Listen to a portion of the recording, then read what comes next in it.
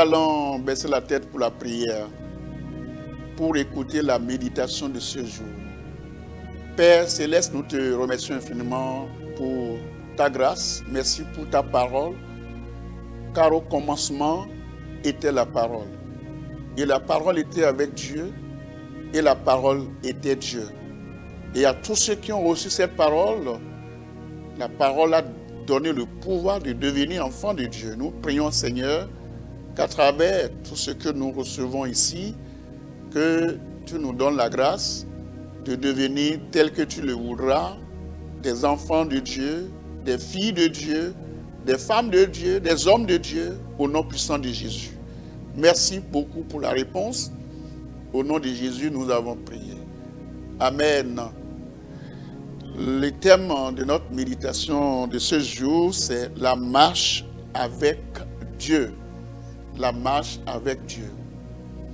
Prenez bien vos sièges, asseyez-vous et écoutez bien la parole de Dieu.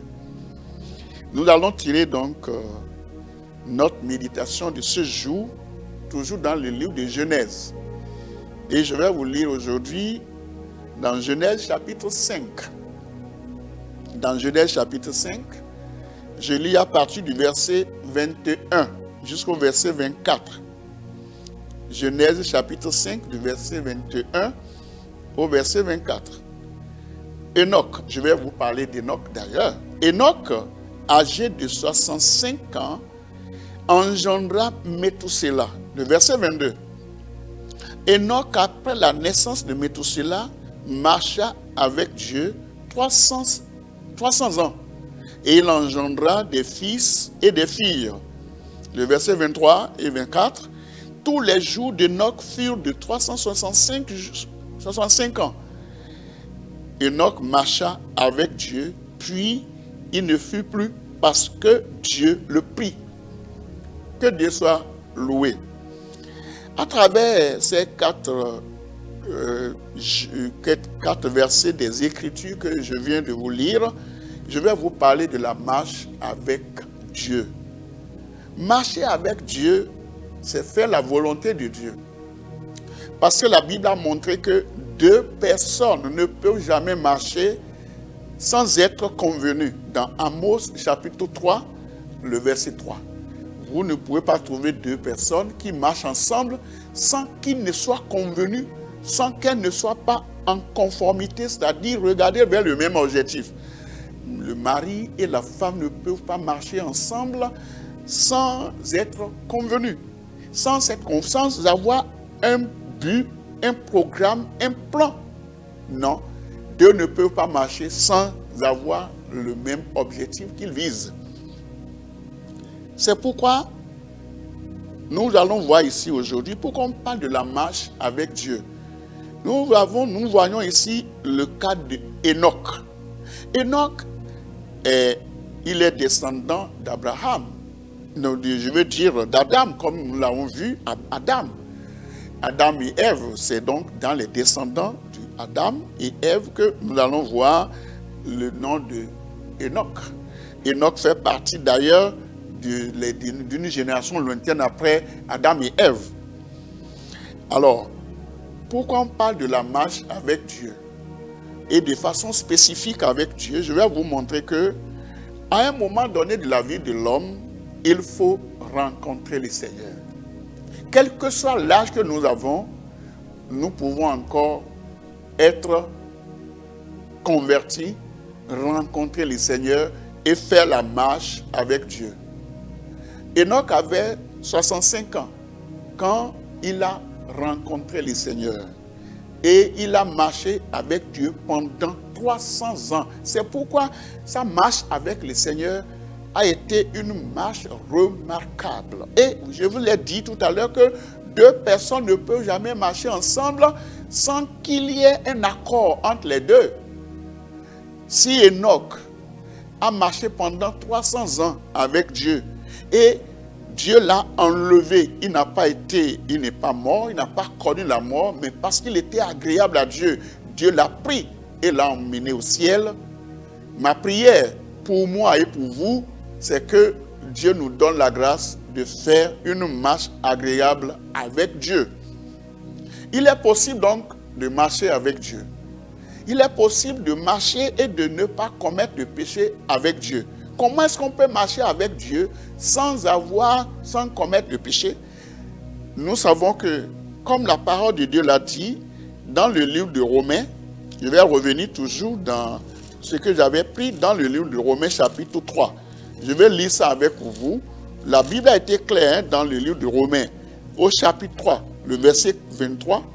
Il a dit, car tous ont péché et sont privés de la gloire de Dieu. Tous, hommes et femmes, ont péché et sont privés de la gloire de Dieu. Dans le verset 24, on dit, et ils sont gratuitement justifiés par la grâce, par le moyen de la rédemption qui est en Jésus-Christ. Donc, nous sommes nés dans le péché, comme il l'avait toujours dit. En Adam et Ève, nous sommes nés dans le péché. Et dans Job, dans le livre de Job, chapitre 14, lisez ça avec moi. Dans Job, chapitre 14, un peu avant les psaumes, vous avez Job, verset 4. Dans Job, chapitre 14, le verset 4, il dit, « Comment d'un être souillé sortira-t-il un homme pur? Il n'en peut sortir aucun. Aucun ne peut sortir. Aucun homme ne peut sortir. Même si ton père est pasteur, évangéliste, révérend et quelques autres apôtres, vous ne pouvez pas dire que, bon, comme mon père est un serviteur de Dieu, je suis né sans péché. Comment d'un être souillé sortira-t-il un homme, un être pur? Il n'en peut sortir aucun. Ma maman est sauvée, ma maman est évangéliste, ma maman est prophétesse, mon père est prophète. Ça ne veut rien dire. Parce que les parents qui sont nés, avant de devenir ce qu'ils sont, ils sont nés dans le péché. Vous allez voir, c'est que dans le livre de Psaume 51, quand, comment il s'appelle, David le roi commet le péché, le double péché, de tuer d'abord Uri et de prendre sa place. Il a commis le double péché d'adultère. D'abord, il a commis l'adultère, et après, il a tué Uri. Il a assassiné Uri pour que la chose soit cachée. Mais qu'est-ce qui est caché devant Dieu, mon frère? Mon grand frère, ma grande soeur, mon petit frère, mes enfants, vous qui m'écoutez, qu'est-ce qui est caché devant Dieu que Dieu ne peut pas connaître? David le roi a caché cela. Parce qu'il est roi, il a tué Uri. Il a pris sa femme. Mais un jour, Dieu lui a envoyé Nathan, le prophète, pour lui dire, ce que tu as fait n'est pas bien. Un homme a plusieurs brebis et un autre n'a qu'une seule brebis.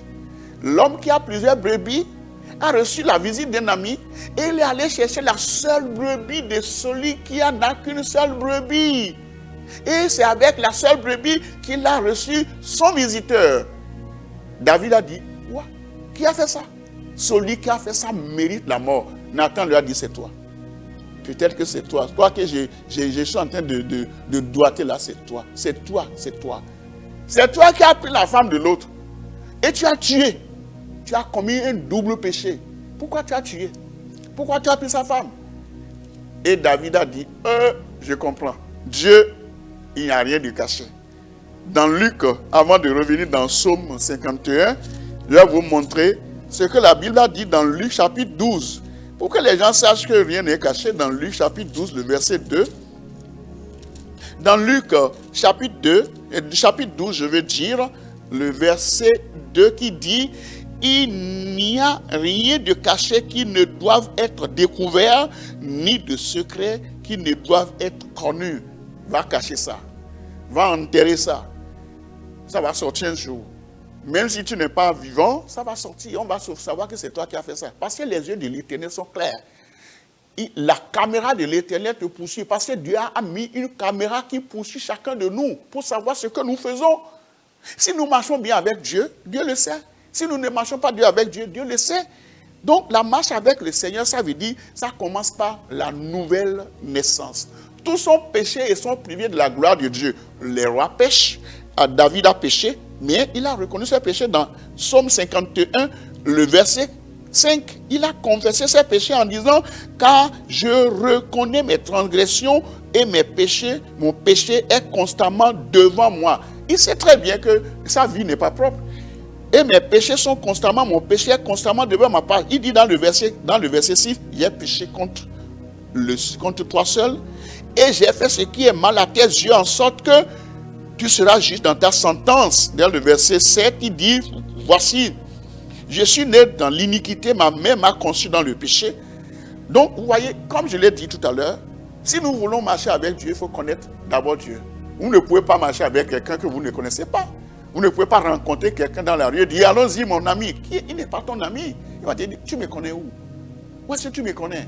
Donc c'est pourquoi, si nous voulons marcher avec Dieu, que Dieu soit réellement avec nous et que nous puissions recevoir l'approbation de Dieu, et que notre marche avec Dieu soit une marche agréable, nous devons être intègres avec Dieu. Nous devons naître de nouveau. Nous devons savoir que nous étions nés dans le péché et que notre maman nous a conçus dans l'iniquité. Et nous devons prier, reconnaître notre état de pécheur, confesser nos péchés, demander pardon à Dieu et abandonner le péché pour que notre marche avec le Seigneur soit une marche agréable. Il y a des gens qui sont dans le ministère, qui travaillent pour le Seigneur, mais ils ne sont jamais nés de nouveau. Ils marchent dans le péché, ils marchent dans l'idolâtrie, dans l'ivrognerie, dans la fornication, dans l'adultère, dans la fraude, dans le dérèglement, dans les tueries, dans tout ce qu'on voit dans le monde là. Ils sont dans la colère. Ils se mettent en colère, tu vas croire que, mais il est pasteur, il est évangéliste, il est quoi, il est révérend, mais il se met en colère, il crie, il insulte, il maudit. Pourquoi tout ça là? C'est parce il y a la nature adamique qui est là. Adam, la nature d'Adam, la nature de Caïn est là. Caïn le sévère, le méchant qui a tué Abel. Cette nature est encore là. Il faut prier ce matin et demander au Seigneur de te pardonner. Ce matin ou ce soir ou cet après-midi, tu peux prier et demander pardon à Dieu pour tout ce que tu as fait comme péché, afin que tu puisses démarrer la marche avec le Seigneur aujourd'hui. Appelle nous allons retourner dans le livre de Genèse chapitre 5. Genèse chapitre 5, le verset 22 maintenant. Après la naissance de Méthusela marcha avec Dieu 300 ans. Et il engendra des fils et des filles. Et il y a des gens qui disent, je veux bien faire la volonté de Dieu, mais c'est à cause de mon mari. Je veux bien faire la volonté de Dieu, mais c'est à cause de ma femme. Je veux bien faire la volonté, c'est les enfants là. Les enfants là ne me laissent pas. Ils me font comme ça. Donc Dieu a mal fait de te donner des enfants et les enfants ne te laissent pas servir le Seigneur. Les enfants te poussent à la colère. Les enfants te poussent à faire ceci. Et tu es en train de te battre tous les jours avec maman, avec les enfants. Qu'est-ce que Dieu a fait de grave en te donnant des enfants? Ici, il avait des enfants. Il a des fils et des filles, pourtant il a servi le Seigneur. Et c'est pourquoi Dieu l'a enlevé. Dieu ne l'a pas permis qu'il connaisse la mort. Même si, par la grâce de Dieu, tu mourrais dans ce monde, puisque tout le monde mourra. Car il est réservé à un homme de mourir une seule fois, après quoi viendra le jugement. Si ce que tu as fait est bon, le Seigneur va te juger selon ce que tu as fait. Si ce que tu as fait est mal, tu seras jugé également. Donc c'est pourquoi avant que les jours ne viennent, avant que la mort ne vienne, parce qu'aujourd'hui, il n'y a pas des gens qui vivent 365 ans. La durée de notre vie aujourd'hui est de 80 ans. 70 ans, 80 ans pour les plus robustes. Si tu as 70 et que tu as 80, il faut remercier le Seigneur. Parce que les jours vont venir et tu ne sais pas quand tu vas mourir, mais tu peux mourir aussi demain. Donc pourquoi tu es en train de faire du mal? Il faut pouvoir marcher avec Dieu, avec le peu de temps qui te reste pour que Dieu t'accueille dans son royaume céleste. Prions le Seigneur, demande au Seigneur de t'accorder la grâce, de ne pas perdre ton temps ici, le peu de temps qui te reste là, pour que tu ne perdes pas ça dans le péché. Au nom de Jésus, nous avons prié. Père, je prie que tu pardonnes les iniquités de chacun de nous et que tu nous donnes la grâce de marcher avec toi jusqu'à la fin de notre vie au nom de Jésus. Au nom puissant de Jésus, j'ai prié. Amen.